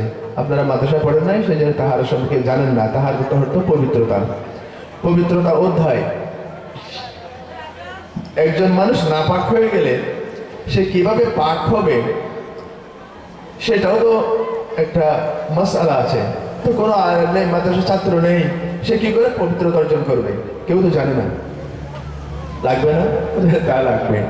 আপনারা মনে করেছেন বড় বড় যমুনা ব্রিজ হলো ন্যাশনাল কন্ট্রিবিউশন, বড় বড় চিকিৎসা মহাবিদ্যালয় হলো ডাক্তারদের ন্যাশনাল কন্ট্রিবিউশন, বুয়েট হলো ন্যাশনাল কন্ট্রিবিউশন, পদ্মা সেতু, বড় বড় স্থাপনা, মহাসড়ক ইত্যাদি ইত্যাদি অবকাঠামো যতগুলো আছে এগুলোই হলো শুধু ন্যাশনাল কন্ট্রিবিউশন। কিন্তু আপনাকে যে পবিত্র করলো, পুরো জাতিকে যে পবিত্র করলো, সেই আলেমের কি কোনো ন্যাশনাল কন্ট্রিবিউশন হলো না? তখন এই জন্যই মাদ্রাসা। অনেকে মনে করে যে এরা কোথায় যাবে, এরা কোথায় যাবে, কেন ওরা কোথায় কেন যাবে, দেশে থাকবে। আপনারা একটু আগে শুনেছেন যে এই মাদ্রাসার এতিমখানা থেকে যারা উঠে এসে মাদ্রাসায় পাশ করে, এক সময় তারা আমাদের শ্রেষ্ঠা করেছে, সেটা এক সময় তারা দেশের বড় বড় জায়গায় তারা স্থান করে নিচ্ছে। তার কারণটা কি? মাদ্রাসা তো শুধু মাদ্রাসা নয়, স্কুলে লক্ষ্য করেন কোনো মাদ্রাসার কিতাব নেই, বই নেই, কিন্তু মাদ্রাসা স্কুলের সব বইগুলো আছে। কারা এগিয়ে বলেন এবার? স্কুলের সব বইগুলো মাদ্রাসায় আছে, আবার মাদ্রাসায় আরবি হাদিস তাফসীরের, আরবি ব্যাকরণ শাস্ত্রের সব বইগুলো আছে। কারা এগিয়ে থাকবে? দুনিয়ার চাকচিক্য নিয়ে তো বিমূল হয়ে গেলে তো হবে না, একটা জিনিস চিন্তা করলে তো হবে না। একজন মানুষকে আমরা কখন মানুষ বলি? তার সব দেহ অঙ্গ প্রত্যঙ্গ ঠিক থাকলেই মানুষ বলি। একটা হাত না থাকলে, একটা নাক না থাকলে, একটা চোখ না থাকলে সে পূর্ণ মানুষ নয়। অনুরূপ দেশে কৃষিবিদ থাকবে, ডাক্তার থাকবে, ইঞ্জিনিয়ার থাকবে, দার্শনিক, বুদ্ধিজীবী, শিল্প কারখানার পরিচালক, সব ধরনের লাগবে, কিন্তু আলেম না থাকলে সেটাও পূর্ণ জাতি হতে পারবে না। তাই সব মিলিয়ে একটি জাতি, সব মিলিয়ে আমরা সব ক্ষেত্রে সেখানে একজন আলেমও লাগবে, তা না হলে মানুষ বিভ্রান্ত হয়ে যাবে। এই জন্য মাদ্রাসা শিক্ষার প্রয়োজনীয়তা। মাদ্রাসা শিক্ষার সাথে সাথে মানুষের জীবন গঠনের জন্য সাধারণত মাদ্রাসার শিক্ষকগণ আরো একটি দীক্ষা দিয়ে থাকেন, যে নিজের নফসকে সংশোধন করা, অন্যান্য আরো অনেক কথা। এই যে আপনারা সবাই এসেছেন এখানে, আপনাদের ভালো লাগছে না? এটা কেন ভালো লাগছে জানেন? কারণ আপনাদের ঈমান জাগ্রত আছে। অনেকে কিন্তু এখানে আসতে পারছে না, কোনো ভালো কাজ করতে পারছে না, ভালো কাজ করতে চাইলে বাধা আসে। একটা জিনিস মনে রাখবেন, সবাই জানেন আমাদের দুইজন শত্রু রয়েছে, সব মুসলমানদের দুইজন শত্রু রয়েছে, আবার দুজন বন্ধুও রয়েছে। এখন বন্ধুর কথা বলার দীর্ঘ হয়ে যাবে, শত্রুর কথা বলি। এই শত্রু বারবার বাধা দিচ্ছে সব ভালো কাজ থেকে। ইন্না শায়তানা লিল ইনসানি আদুউম মুবিন। 1 নম্বর শত্রু হলো শয়তান, আর 2 নম্বর শত্রু হলো মানুষের নফস। আসাদুল জিহাদে জিহাদুল হাওয়া। সব মানে এই নফসের সাথে যুদ্ধ, এক শয়তান, এক শত্রু, আর শত্রুর সাথে শয়তানের সাথে যুদ্ধ আর এক শত্রু। এই দুজন বারবার বিপদগামী করে নিচ্ছে মানুষকে। কেউ কেউ বলবে কই যুদ্ধ হচ্ছে, এগুলো তো বুঝতেই পারছি না। আরে মরা গাছে কি ফুল ফুটবে? তোমার গাছ তো মরা, তুমি যুদ্ধ সেই জন্য টের পাচ্ছ না। একটা চাকরির ইন্টারভিউতে ছেলেরা ইন্টারভিউ দিচ্ছে, চাকরির টিচাররা বসে আছে, একটা প্রশ্ন করে ছেলেদেরকে বিদায় দিচ্ছে। একটা ব্রিলিয়ান্ট ছেলে আসলো, তাকে ইংরেজি, বাংলা, ইতিহাস অনেক কিছু প্রশ্ন করলো, সে সবগুলো ভালো উত্তর দিল। টিচাররা এবার ভাবলো যে তাকে একটু তার আইকিউ, বুদ্ধিমত্তা পরীক্ষা করে দেখি। তাকে জিজ্ঞেস করলো, এই ছেলে বলো তো, কোন পাখির 2টি ডানা আছে কিন্তু উড়তে পারে না? ছেলেটি খুব চালাক ছিল, বললো মরা পাখি স্যার, মরা পাখি, তার 2টি ডানা আছে কিন্তু মরা বলে উড়তে পারে না। তো যে মানুষের কলম মরে গেছে সেই কলম কিন্তু উড়তে পারবে না। সেই কলমের যুদ্ধ হচ্ছে যে শয়তানের সাথে, নফসের সাথে, সে বুঝতেই পারবে না। এই কলবকে জাগ্রত করার জন্য আরেকটা শিক্ষা, সেটা হলো তাসাউফের শিক্ষা, সেটা হলো তরিকতের শিক্ষা, সেটা হলো পীরের সান্নিধ্য লাভের শিক্ষা। একটা জিনিস দেখে মানুষের মধ্যে এত লোভ লালসা, কোন মানুষ বলবে না যে আমার আর টাকার দরকার নেই, আমার আর জমির দরকার নেই। অনেক জমির মালিক হলে তারও জমি দরকার, অনেক টাকার মালিক হলে তারও আরো আরো আরো চাই। এত লোভ। একজন বড় জমিদার, এটা আমাদের দেশের কথা নয়, বাইরের দেশে অনেক ভূ সম্পত্তির অধিকারী। আমাদের দেশে তো এত সম্পত্তি নেই, আসলে এত জমি নেই, এখন মানুষ বেশি, অন্যান্য দেশে তো জমি পড়ে আছে। এক বিশাল জমিদার, একদম শেষ বয়স, সে মারা যাবে। দীর্ঘ 30 বছরের খাদেম, তার গুমস্তা, তার সহকারী তাকে ডাকলো যে তুমি তো আমার জন্য, আমার পরিবারের জন্য তোমার জীবন উৎসর্গ করেছ, আজ আমি শেষ বয়স, যে কোনো দিন আমি ইন্তেকাল, মারা যেতে পারি, তোমাকে কিছু দিয়ে যেতে চাই। সে খুবই মনে মনে খুশি হলো যে ঠিক আছে। তখন জমিদার বলল, তুমি মনে করো তোমাকে আমি অনেক জমি দেব, তুমি যত চাও তাই নিতে পারবে।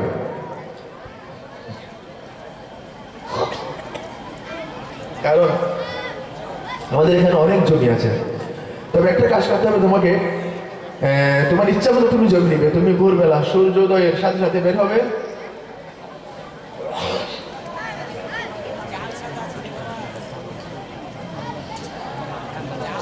সূর্য উঠলে তুমি সকালে বের হবে, হাতে নেবে একটা খুঁটি, আমার জমির উপর দিয়ে হেঁটে যাবে, যেতে যেতে একটা জায়গায় গিয়ে খুঁটি গেড়ে দিবে, খুঁটি গেড়ে দিয়ে আবার আমার বাড়িতে আমার কাছে ফিরে আসবে। তুমি যেতে যেতে যতদূর গিয়ে খুঁটি কাটতে পারছো, ওই পুরো জমিটা তোমার। তবে অবশ্যই তোমাকে সূর্য ডুবার আগেই চলে আসতে হবে, ডুবে গেলে আর হবে না। সে ভাবলো যে অনেক টাইম তো, ভালোই তো, সূর্য উঠলে যাবো, একটা টাইম হিসাব করে খুঁটিটা গেড়ে দিয়ে জমির মধ্যে আবার ফিরে আসবে। এবার সে হাঁটা দিল, পুরো জমিটা তার হবে। কিন্তু তার মনের মধ্যে তখন লোভ ঢুকে গেছে অতিমাত্রায়। কিছু দূর গিয়ে দেখে আমি কতটুকু এলাম, আবার ভাবে না আরো যেতে পারবো, এখন অনেক টাইম বাকি। কিন্তু সে আস্তে আস্তে ক্লান্ত হয়ে যাচ্ছে, তার পায়ে আস্তে আস্তে পা ব্যথা করতেছে। ও ভাবলো পা ব্যথা করলে চলবে না, এই সুযোগ তো আর জীবনে আসবে না, আমি আরো যাই, কোন রকমে আবার আমি ফিরে আসবো সূর্য ডুবার আগেই। বুঝতে পারছেন, তার লোভ এতই বেড়ে গেছিল যে সে এত দূরে চলে গিয়েছে, সে আর সূর্য ডুবার আগে আসলে তার ফেরা তার পক্ষে সম্ভব নয়। একটা জায়গায় যে এমন দূরে গিয়ে সেই খুঁটি গেড়েছে, এবার তার ফেরার পালা, কিন্তু ততক্ষণে তার দেহ আর চলছে না, অবশ্য হয়ে গেছে। সে দৌড়াচ্ছে, হাঁপাচ্ছে, আর বারবার সূর্যের দিকে তাকাচ্ছে ডুবে যাচ্ছে নাকি। সত্যি সত্যি কিন্তু সূর্য ডুবে গেছে, সে অজ্ঞান হয়ে পড়ে মারা গেছে একটা জায়গায়, ফিরে আসতে পারে নাই শুধু লোভের কারণে। তখন অন্যান্যরা যারা দেখতে পেয়েছে যে একজন লোক এখানে মারা গেছে, তাকে তো কবর দিতে হবে, তাকে কবর দিল।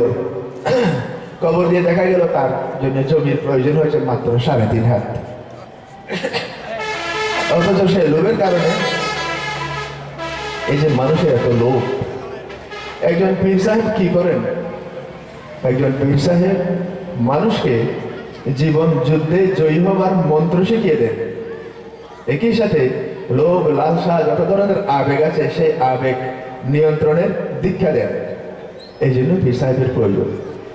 তার মন যদি তার জন্য কন্ট্রোলে থাকতো, তাহলে সেইভাবে মারা পড়তো না। এই হলো কথা। সম্মানিত উলামায়ে কেরাম এবং উপস্থিত সুধীবৃন্দ, বাইতুল শরীফকে আমরা অনেক কাল থেকে দেখে যাচ্ছি। এটা বাইতুল শরীফের জন্য এবং দেশের জন্য বড় খুশির ব্যাপার, বড় গৌরবের ব্যাপার। বাইতুল শরীফে হযরত কেবলা মীর আখতার সাহেব এবং পরবর্তীতে হুজুর কেবলা, মরহুম হুজুর কেবলার উপকার যাকে বলা হয়, হাদির জামান শাহ সফি হযরত মাওলানা আব্দুল জব্বার সাহেব, বর্তমান হুজুর, এই দুজনের একেবারে ঘনিষ্ঠ সাহচর্য সান্নিধ্যে সময় কাটিয়েছেন, কাজ করেছেন, তরিকতের কাজ, দিনের কাজ করেছেন। এবং ওনাদের ইন্তেকালের পর বর্তমান হুজুর বাহরুল উলুম, তিনি পীর সাহেব হিসেবে তরিকতের কাজ করেছেন। এত বড় আলেম একজন পীর হয়েছেন বাংলাদেশে, কারোর সাথে কারো আসলে তুলনার ব্যাপার নয়, সবাই ভালো, কোনো কম্পিটিশনের বিষয় নয়, কিন্তু বিরল যিনি এত বড় মুহাদ্দিস, এত বড় শাইখুল হাদিস, শাইখুল তাফসীর যে পীর হিসাবে বর্তমানে বাংলাদেশে সত্যি বিরল ব্যাপার। এটা অনেক বড় কথা যে হুজুরের, আমি তো মনে করি যে এরকম ব্যক্তিগণ আসলে যুগে যুগে জন্ম লাভ করে। ইমাম আবু হানিফা কিন্তু আরেকজন আসে নাই, ইমাম বুখারীও আরেকজন আসে নাই, কবি কাজী নজরুল সেদিকে যদি যান ওই একজনেই, আমাদের বাহরুল মোনা কুতুবউদ্দিন সাহেব তিনিও একজন। আবার কোন শতাব্দীতে, আবার পরবর্তীতে কোন শতাব্দীতে এইরকম একজন জন্মাবে হবে, এটা আল্লাহ ভালো জানেন। তো হুজুরকে আমরা কাছে পেয়েছি, আমরা ধন্য হয়েছি। আশা করি আমরা সকলে এই হুজুরের দোয়া পাবো এবং আমাদের সকলের মনের কালিমাও দূর হবে। আর ধীরে ধীরে প্রত্যেকেই আল্লাহ রসুলের পথে আরও নিবিড়ভাবে, আরও ঘনিষ্ঠভাবে, আরও রুজু হয়ে ইনশাল্লাহ আমরা যাব। একটা মনে করেন এখানে অনেক টিচার রয়েছে, টিচার ক্লাসে পড়াচ্ছে মাদ্রাসায়, ছেলেরা পড়তেছে, টিচার পড়াচ্ছে একটা কোরআনের আয়াতের ব্যাখ্যা। বিসমিল্লাহির রহমানির রহিম, ইয়া আইয়ুহাল্লাযীনা আমানু তাকুল্লাহা হাক্কা তুকাতিহি। পরেরটা বললাম না, হুজুর পড়াচ্ছে যে হে ইমানদারগণ, তোমরা আল্লাহকে ভয় করো যেমনভাবে তাকে ভয় করা উচিত, মানে হক অনুযায়ী যথার্থভাবে তাকে ভয় করো। ছেলে জিজ্ঞেস করলো হুজুরকে, হুজুর যথার্থ ভয় মানে কি? হক অনুযায়ী ভয় করা। হুজুর বললো, আরে যথার্থ ভয় মানে কি? আল্লাহকে কি তুমি সামান্য ভয় করতে পারবো? একটু বেশি করে ভয় করতে হবে, অনেক বেশি ভয় করতে হবে, অন্তর থেকে ভয় করতে হবে, এটা আর কি। সে আবার বললো, হুজুর আমি তো অন্তর থেকে ভয় করি, সেখানে আবার যথার্থ ওটা আর একটু বুঝিয়ে দিন। আরে বেটা, এটাকে বোঝার জিনিস নাকি? তুমি এমন ভয় করবে, ভয়ে তোমার হৃদয় একেবারে হয়ে যাবে, তারপরে বলে কান্না আসবে। ছেলে আবার বললো, হুজুর আমি অনেক চেষ্টা করি, যেগুলো আসে না। তো হুজুর তো ব্যাখ্যাটা দিতে পারতেছে না। এটা আসলে ব্যাখ্যাটা দিতে পারবে না, এটা ব্যাখ্যা দেওয়ার জিনিস নয়। কেউ যদি ভিডিও দেখে সাঁতার শিখবে, মনে করে যে ও সাঁতার শিখাতে একেবারে সোজা, ভিডিও দেখলাম ছেলেটা এরকম পানিতে লাফাচ্ছে, আয় আর কি, আমিও তো পানিতে এরকম হাত পা ছুড়লেই তো আমার সাঁতার হয়ে যাচ্ছে, দিল লাভ, পারবে না, ডুবে যাবে। বলেন অনুরূপ হক্কা তুকাতিহির ভয় কি করে, কি পরিমাণ, এটা হুজুর থেকে করে একজন পীর সাহেবের কাছে বসে বসে ধীরে ধীরে করে শিখতে হবে। প্র্যাকটিসের ব্যাপার, হুজুরের থেকে ডাইরেক্ট শেখা দরকার এটা, তারপর হক্কা তুকাতিহি হবে, এমনি হবে না। জ্ঞান এক জিনিস, আর হুজুরের সান্নিধ্যে সেই অনুভবটা আরেক জিনিস। এই যে সবর বলেন, শুকুর বলেন, তাওয়াক্কুল বলেন, এগুলো দেখা যায় না। নামাজ দেখা যায়, রোজা দেখা যায়, যাকাত দেখা যায়, হজ দেখা যায়, সবর, তাওয়াক্কুল, শুকুর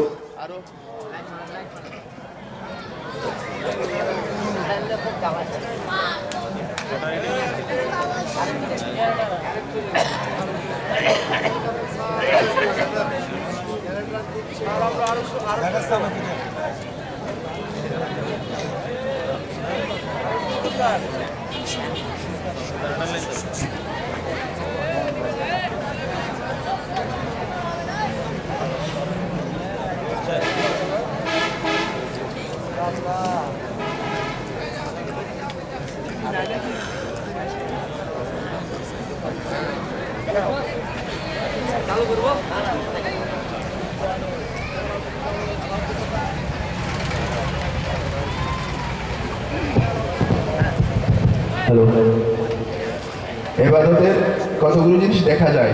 এই যে নামাজ পড়ে একজন নিজেও দেখা যায়, অনুভব করে যায়, হজ, জাকাত, কিন্তু অন্য কতগুলো এবাদত, এই যে খুশু হুদু, যে বিনম্র হওয়া, সবর করা, তাওয়াক্কুল করা, শুকর করা, এগুলো দেখা যায় না। এগুলো অনুভবের ব্যাপার। এই অনুভবটা একজন পীর সাহেবের হাত ধরে তার কাছ থেকে এগুলো ধীরে ধীরে প্র্যাকটিসের মাধ্যমে এটা অর্জন করতে হয়। এই জন্য আমাদের দুটি এলেম দরকার আছে, একটা হলো মাদ্রাসার শিক্ষা প্রতিষ্ঠানের কিতাবি এলেম, আর একটা হলো হুজুরের দরবারে গিয়ে ওই যে কিতাবি এলেমগুলো পড়া হয়েছিল তার বাস্তবায়নের জন্য সরাসরি একটা প্রত্যক্ষ একটা প্র্যাকটিস, তাহলে এলেমের পরিপূর্ণতা আসে। আমি আর আমার বক্তব্য দীর্ঘায়িত করছি না, এখানে শ্রদ্ধা হুজুর রয়েছেন, হুজুরের অনেক কষ্ট হবে। হুজুর আমাদের জন্য নেয়ামত স্বরূপ, এটা সবাই বলে গেছে। আর একটু আগে সালাহুদ্দিন বেলাল, সেও বাইতুল শরফের কীর্তি, বাইতুল শরফের কর্ম, বাইতুল শরফের বৈশিষ্ট্য তার কাব্যিক ভাষায় অনেক সুন্দর করে বলেছে। সে একটি দীর্ঘ কবিতা লিখেছে, মনের ভাব থেকে এত বড় দীর্ঘ কবিতা লেখা হয়েছে তার। তাকে আমি ধন্যবাদ জানাচ্ছি। তার কবিতাটি খুবই সুন্দর হয়েছে। আমরা আমরা সেটা জানতে পেরেছি। আর মৌলানা সাহেব আমার কবিতার কথা বলেছে, এখানে সেরকম কোনো বিষয় নেই। মামা বাগিনাও পড়বে, মামাও পড়বে, এগুলো দেখতে কেমন লাগবে? এটা ঠিক না, এরা পড়ুক, অসুবিধা নেই। আমি সকলের নিকট দোয়া চাই। আর আসলে হুজুরের কথা কি বলবো, হুজুর তো কবিতার সাগর। আশার সোহরা, উনি তো মানে গুলহায় আকিদত, আমি প্রিন্সিপালদেরকে বলেছি, এত বড় একটি হুজুরের শায়েরের সমাহার কাব্যগ্রন্থ রয়েছে বিভিন্ন বিষয়ে। যদি মিনা, মুজদলিফা, তারপর হলো কাবাগর, হেরেম শরীফ এবং মসজিদ নববী, সেই সাথে আরো অনেক অনেক অনেক বিষয়, যে মদিহিয়া, মার্সিয়া, এত সুন্দর কবিতা। আজকাল তো আসলে এগুলো পড়ার জন্য, বোঝার জন্য লোক পর্যন্ত নেই। তারপরেও তো কবিতার বইটি আমাদের কাছে সম্পদ। যেখানে হুজুর রয়েছে, হুজুরের শায়েরের খড়িতে আমরা মানে মুগ্ধ একেবারে। শ্রদ্ধেয় হুজুর কেবলার জন্য আপনারা সকলে দোয়া করে। আমিও এখানে আসার আগে হুজুরকে রিকোয়েস্ট করেছিলাম, হুজুর আমার কিন্তু 6 তারিখ বিশ্ববিদ্যালয়ে প্রোগ্রাম আছে। তখন বেলা থেকে শুনলাম, আমি হুজুরকে বলছিলাম আপনি যাবেন, হলো আমি পারবো না। আমি বললাম কেন, হয়তো বড় বড় আরো বৃদ্ধ লোক আরো ঘুরে বেড়াচ্ছে না, তার হলো আপনার জন্য হেলিকপ্টার নেবো, তবু যেতে হবে। আলহামদুলিল্লাহ, পরে আমি শুনলাম যে হুজুর এখানে আসবেন। তবে আমি অনেক খুশি হয়েছি, এত খুশি হয়েছি আমি আসলে বলার মতো নয়। এটা আপনাদের যারা এখানে রাজশাহীতে আছেন তার জন্য একটা নিয়ামত স্বরূপ। চট্টগ্রাম কক্সবাজার তো আমার হুজুরকে অনেকবার দেয়, রাজশাহীর জন্য একটা অনেক বড় নিয়ামত স্বরূপ। হুজুর এখানে এসেছে, হুজুরের পর হুজুর এখানে পড়েছে, হুজুর এখানে এসেছে, এই দেশটা আলোকিত করে হুজুর এখান থেকে চলে যাবে। আমাদের সকলের জন্য সেজন্য দোয়া করবেন। আমাদের প্রত্যেকের কর্তব্য হলো হুজুরের সুস্বাস্থ্য, হুজুর যেন আমাদের জন্য দোয়া করতে পারেন, সেই জন্য আল্লাহ যেন হুজুরকে অনেক অনেক দীর্ঘ জীবন দান করেন এবং হায়াতে তৈয়বা, মানে সুস্থ জীবন যেন দান করেন। আমি সদ্য হুজুরের নিকট দোয়া চাই এবং মোজাম্মেল সাহেবের নিকট কৃতজ্ঞ। সেই সাথে বেলালও আমাকে এখানে আসার জন্য খুব উদ্বুদ্ধ করেছে। আপনাদের সকলের নিকট দোয়া চাই। সম্মানিত প্রিন্সিপালগণ, রাজশাহী বড় বড় উলামায়ে কেরাম এখানে আমাদের এখানে এসেছে, তাদের প্রতি আমি শুকরিয়া জ্ঞাপন করছি। সকলের নিকট দোয়া চাই আমি বিদায় নিচ্ছি। আল্লাহ হাফিজ। আসসালামু আলাইকুম রহমতুল্লাহ। আলহামদুলিল্লাহ, হাজার হাজার অর্ধলক্ষাধিক ফাজিল কামিল মাদ্রাসার সেই অভিভাবক প্রফেসর ডক্টর আহসান সাইদ আমাদের সামনে সুন্দর বক্তব্য উপস্থাপন করেছেন। আমি এলাকাবাসীর পক্ষ থেকেই আমি মোবারকবাদ জানাচ্ছি। মেহমান যারা উপস্থিত হয়েছেন তাদেরকে মোবারকবাদ জানাচ্ছি। এই পর্যায়ে আমাদের সামনে একটি নাত রসুল নিয়ে আসছেন আব্দুল্লাহ আল আকরাম হাদি। আব্দুল্লাহ আল আকরাম হাদি আমাদের চট্টগ্রাম ব্যাজিসব থেকে আগত ছাত্র। আসসালামু আলাইকুম ওয়া রাহমাতুল্লাহি ওয়া বারাকাতুহু।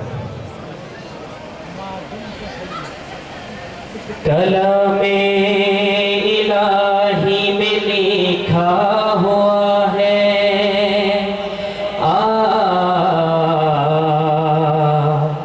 कोई भी मोहम्मद के जैसा नहीं है।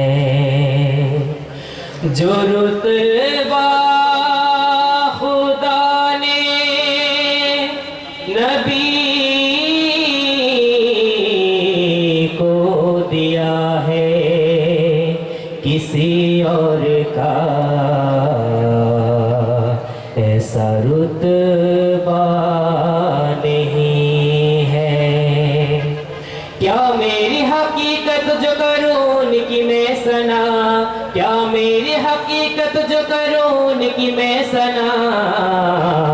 अल्लाह जानता है मोहम्मद का मर्तबा, अल्लाह जानता है मोहम्मद का मर्तबा, अल्लाह जानता है मोहम्मद का मर्तबा। अल्लाह को बस एक को मिलना था मिल गया, अल्लाह को बस एक को मिलना था मिल गया, अल्लाह को बस एक को मिलना था मिल गया। अब जिसको मिलेंगे तो मोहम्मद ही मिलेंगे। अल्लाह जानता है मोहम्मद का मर्तबा, अल्लाह जानता है मोहम्मद का मर्तबा। ये मोहम्मद का मर्तबा, ये मोहम्मद का मर्तबा, ये मोहम्मद का मर्तबा, ये मोहम्मद का मर्तबा, ये मोहम्मद मोहम्मद का मर्तबा, ये मोहम्मद का मर्तबा, ये मोहम्मद का मर्तबा। अल्लाह जानता है मोहम्मद का मर्तबा, अल्लाह जानता है मोहम्मद का मर्तबा, अल्लाह जानता। सुजूद फर्ज है इजहार बंदगी के लिए, सुजूद फर्ज है इजहार बंदगी के लिए, दुरूद शर्त है जिक्र मुहम्मदी के लिए, दुरूद शर्त है जिक्र मुहम्मदी के लिए। कोई किसी के लिए है, कोई किसी के लिए, कोई किसी के लिए है, कोई किसी के लिए, मेरे हुजूर की सरकार है सभी के लिए। अल्लाह जानता है मोहम्मद का मर्तबा, अल्लाह जानता है मोहम्मद का मर्तबा, ये मोहम्मद का मर्तबा, ये मोहम्मद का मर्तबा, ये मोहम्मद का मर्तबा, ये मोहम्मद का मर्तबा, ये मोहम्मद का मर्तबा, ये मोहम्मद का मर्तबा, ये मोहम्मद का मर्तबा। अल्लाह जानता है मोहम्मद का मर्तबा, अल्लाह जानता है मोहम्मद का मर्तबा। उम्मत को जहन्नम से रिहा कौन करेगा, उम्मत को जहन्नम से रिहा कौन करेगा, ये काम मोहम्मद के सिवा कौन करेगा। उम्मत को जहन्नम से रिहा कौन करेगा, ये काम मोहम्मद के सिवा कौन करेगा। खुदाए पाक जहन्नम में हमको डालेगा, खुदाए पाक जहन्नम में हमको डालेगा, खुदाए पाक जहन्नम में हमको डालेगा, मगर रसूल खुदा का करम बचा लेगा। अल्लाह जानता है मोहम्मद का मर्तबा, अल्लाह जानता है मोहम्मद का मर्तबा, ये मोहम्मद का मर्तबा, ये मोहम्मद का मर्तबा, ये मोहम्मद का मर्तबा, ये मोहम्मद का मर्तबा। अल्लाह जानता है मोहम्मद का मर्तबा, अल्लाह जानता है मोहम्मद का मर्तबा। जहाँ दीन मोहम्मद पे फिदा कौन करेगा, अब जाने अली जैसा वफा कौन करेगा। जहाँ दीन मोहम्मद पे फिदा कौन करेगा, अब जाने अली जैसा वफा कौन करेगा। अल्लाह ने जिस नाम को रखा है बराबर, अल्लाह ने जिस नाम को रखा है बराबर, अल्लाह ने जिस नाम को रखा है बराबर, उस नाम मोहम्मद को जुदा कौन करेगा। अल्लाह जानता है मोहम्मद का मर्तबा, अल्लाह जानता है मोहम्मद का मर्तबा, अल्लाह जानता है मोहम्मद का मर्तबा। तख्लीक दो आलम का आगाज मोहम्मद है, नबियों में रसूलों में मुमताज मोहम्मद है। वो नूर मुजस्सम है इंसान की सूरत में, वो नूर मुजस्सम है इंसान की सूरत में, वो नूर मुजस्सम है इंसान की सूरत में। समझाए कहा कोई वो राज मोहम्मद, अल्लाह जानता है मोहम्मद का मर्तबा, अल्लाह जानता है मोहम्मद का मर्तबा। अल्लाह को बस एक को मिलना था मिल गया, अल्लाह को बस एक को मिलना था मिल गया। अब जिसको मिलेंगे तो मोहम्मद ही मिलेंगे। अल्लाह जानता है मोहम्मद का मर्तबा, अल्लाह जानता है मोहम्मद का मर्तबा। ये मोहम्मद का मर्तबा, ये मोहम्मद का मर्तबा, ये मोहम्मद का मर्तबा, ये मोहम्मद का मर्तबा, ये मोहम्मद का मर्तबा, ये मोहम्मद का मर्तबा। अल्लाह जानता है मोहम्मद का मर्तबा, अल्लाह जानता है मोहम्मद का मर्तबा, अल्लाह जानता है मोहम्मद का मर्तबा, अल्लाह जानता है मोहम्मद का मर्तबा।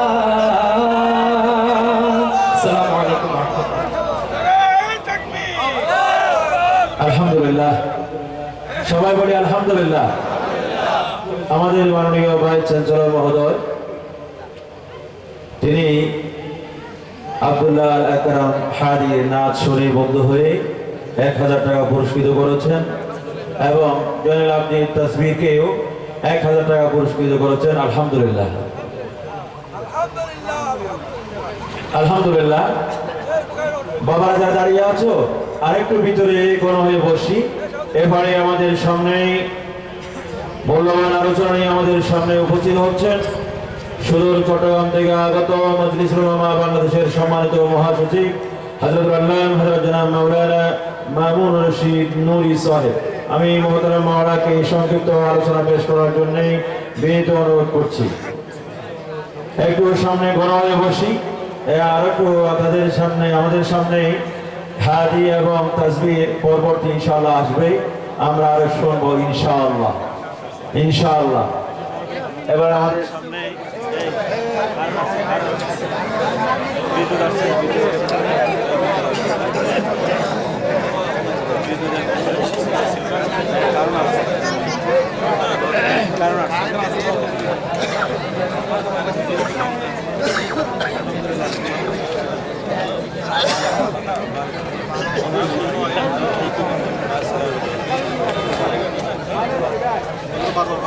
এই মাইকের কানেকশন এই ব্যাটারি নাই আমাদের বিদ্যুৎ আছে না, বিদ্যুৎ আলাউদ্দিন স্যার করার জন্য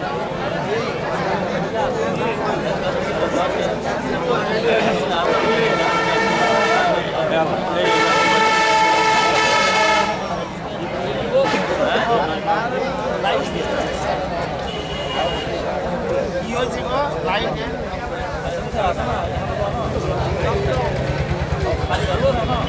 কানেকশন দাও, মাইকের কানেকশন দাও।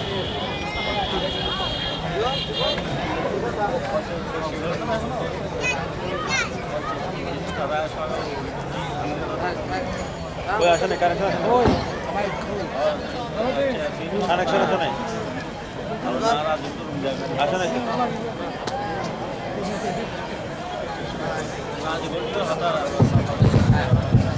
আলহামদুলিল্লাহ। একটি বিশেষ ঘোষণা আমার মা বোনদের দৃষ্টি আকর্ষণ করছি। যে প্যান্ডেল করা হয়েছে ওই প্যান্ডেলের দ্বিগুণ আমাদের মা বোন উপস্থিত হয়েছে। আমি মা বোনদের দৃষ্টি আকর্ষণ করব, অন্য বোন যেন বসতে পারে এই জন্যে আমি বড় করে না বসে ছোট করে বসেই আমরা অন্য বোনকে একটু জায়গা করে দেওয়ার জন্য আমি বিনীত অনুরোধ করছি।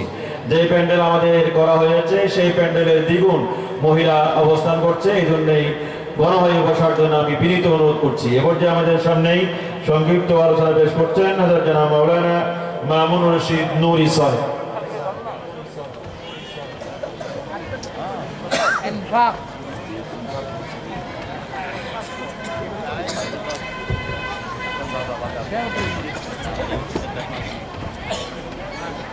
আসসালামু আলাইকুম ওয়া রাহমাতুল্লাহি ওয়া বারাকাতুহু।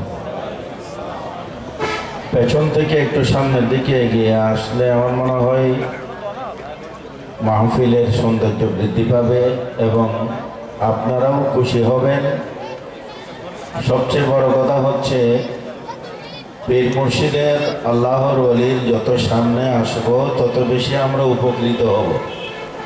আমি ভাইদের কাছে অনুরোধ করব, আল্লাহর একজন ওলি আমাদের এখানে মঞ্চে উপবিষ্ট আছেন, পেছন থেকে একটু সামনের দিকে চলে আসেন। মাঝখানে কোনো জায়গা খালি রাখলে সেখানে শয়তান এসে ডিস্টার্ব করবে। পেছন থেকে সামনে চলে আসেন। আলহামদুলিল্লাহ নাহমাদুহু ওয়া নাস্তাঈনুহু ওয়া নাস্তাগফিরুহু ওয়া নু'মিনু বিহি ওয়া নাতাওয়াক্কালু আলাইহি ওয়া নাউযু বিল্লাহি মিন শুরুরি আনফুসিনা ওয়া মিন سيئات أعمالنا من يهد الله فلا مضل له ومن يضلله فلا هادي له ونشهد أن لا إله إلا الله ونشهد أن محمدا عبده ورسوله أما بعد فأعوذ بالله من الشيطان الرجيم بسم الله الرحمن الرحيم لن تنالوا البر حتى تنفقوا مما تحبون وما تنفقوا من شيء فإن الله به عليم وقال تعالى في شان حبيبه آمرا ومخبرا إن الله وملائكته يصلون على النبي يا أيها الذين آمنوا صلوا عليه وسلموا تسليما اللهم صل على سيدنا مولانا محمد وعلى آل سيدنا مولانا محمد محبت সুর একটু বড় করে পড়ুন আল্লাহুম্মা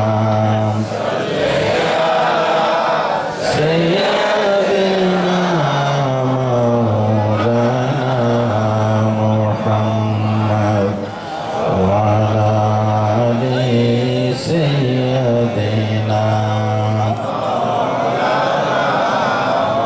বালাগাল উলা বিকামালিহি كشف الدجى بجماله حسنت جميع خصاله صلوا عليه زمین و زمان تمہارے لیے مکین و مکان تمہارے لیے چنی نہ چنا تمہارے لیے بنے دو جہاں تمہارے لیے بلغ العلا بکمالہ کشف الدجى بجمالہ حسنت جمیع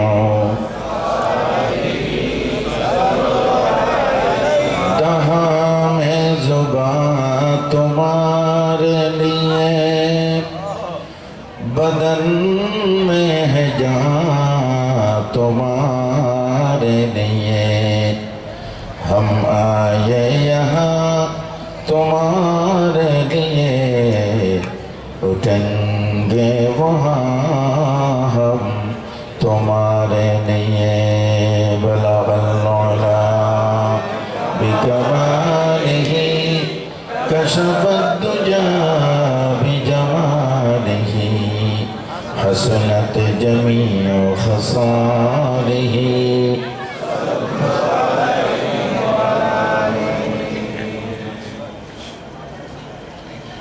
রাজশাহী শাহাবদীপুর বাইতুল শরফ কমপ্লেক্স কর্তৃক আয়োজিত বার্ষিক মাহফিল ও ইসালে সওয়াব মাহফিলের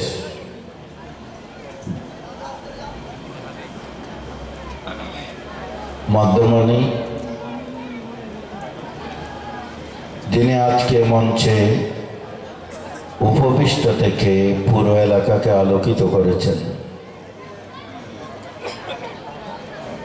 ইসলামী ব্যাংক বাংলাদেশ ও ফার্স্ট সিকিউরিটি ইসলামী ব্যাংকের শরিয়া সুপারভাইজারি কমিটির সম্মানিত চেয়ারম্যান, উপমহাদেশের আলেমকুল শিরোমণি, হাজার হাজার নয় শুধু লাখ লাখ আলেমদের উস্তাদ,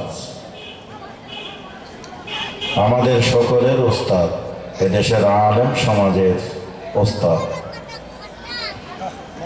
শেখুল হাদিস বাহরুল উলুম পরম শ্রদ্ধাভাজন হুজুর কেবলা দামাত বরকাতুহুল আলিয়া। মঞ্চ উপবিষ্ট আছেন হযরত উলামায়ে কেরাম এবং বিশেষ করে আজকের স্থানীয় এই সাহাবদীপুর কমপ্লেক্সের যিনি উপদেষ্টা, যার চিন্তা এবং প্রেরণা নিয়ে সাহাবদীপুর বাইতুল শরীফের ভিত্তি স্থাপন করা হয়েছে। বাইতুল শরীফ আঞ্জুমান ইত্তেহাদের কেন্দ্রীয় কমিটির গুরুত্বপূর্ণ একজন মুরব্বী আলহাজ মুজাম্মেল হক সাহেব, ওনারও দীর্ঘ হায়াত আল্লাহর কাছে কামনা করছি আমি। এবং এই এলাকার যিনি সভাপতি হিসেবে আছেন আমাদের সকলেরই মুরব্বী আলহাজ লিয়াকত আলী সাহেব সহ এলাকার গণ্যমান্য ব্যক্তিবর্গ, উপস্থিত মুমিন মুত্তাকি ভাইরা এবং পর্দার আড়ালে অবস্থানরত মা ও বোনের, আল্লাহ পাক রব্বুল আলামিনের লাখো কোটি শুকরিয়া জ্ঞাপন করছি যিনি আমাদেরকে এখানে এনে আল্লাহ তাআলা কবুল করেছেন বলেই আমরা আসতে পেরেছি। কি বলুন, ঠিক কিনা? আল্লাহর ওলির সান্নিধ্যে কিছু সময় কোরবানি দেওয়ার জন্য, আল্লাহর দ্বীনের জন্য আল্লাহ যে আমাদেরকে কবুল করেছেন, আবারও শুকরিয়া আদায় করছি। বলুন আলহামদুলিল্লাহ।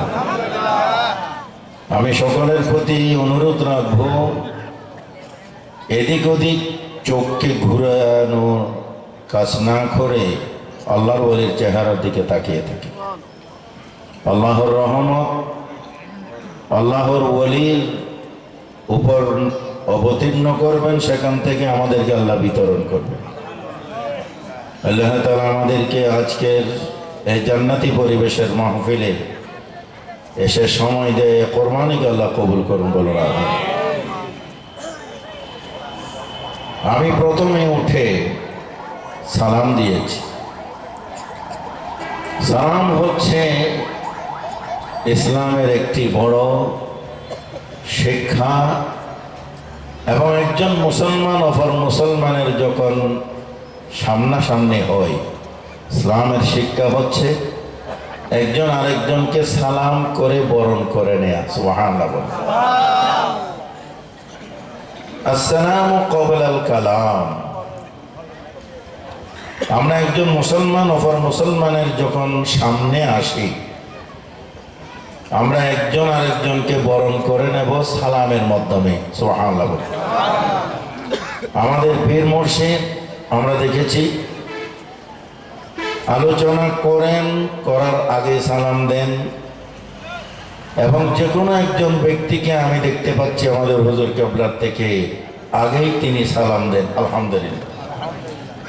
আম্মাজান আয়েশা সিদ্দিকা রাদিয়াল্লাহু তাআলা আনহা থেকে বর্ণিত, তিনি বলেছেন যে রাসূল করিম সাল্লাল্লাহু আলাইহি ওয়াসাল্লামের আমি সহধর্মিণী ছিলাম, কিন্তু আমি রাসূল যখন হুজরা মুবারকে ঢুকতেন আল্লাহ রাসূল আগেই সালাম দিতেন। জোরে বলো সুবহানাল্লাহ। সালামের রেওয়াজটা অনেক ক্ষেত্রে আমাদের সমাজ থেকে উঠে যাচ্ছে বলেই ভুল হবে না বলে মনে করি। সালাম বমানা দোয়া, আমরা যে সালাম করি একজন আরেকজনকে, এটা একটা দোয়া। আসসালামু আলাইকুম মানে আপনার উপর শান্তি বর্ষিত হোক, ওয়া আলাইকুম আসসালাম মানে আপনার উপরও শান্তি বর্ষিত হোক।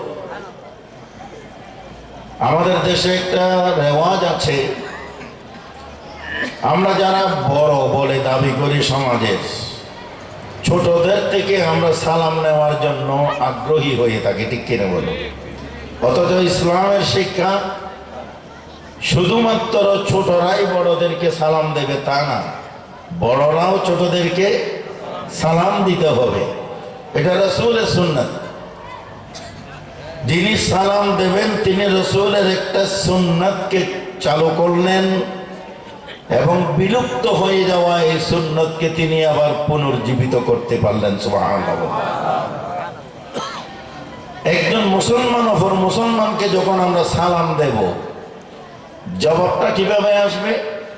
কোরআনে কারীমে আল্লাহ তাআলা ঘোষণা দিয়েছেন, ওয়া ইযা হুয়িতুম বিতাহিয়াতিন ফাহাইয়ু বিআহসানা মিনহা আও রুদ্দুহা।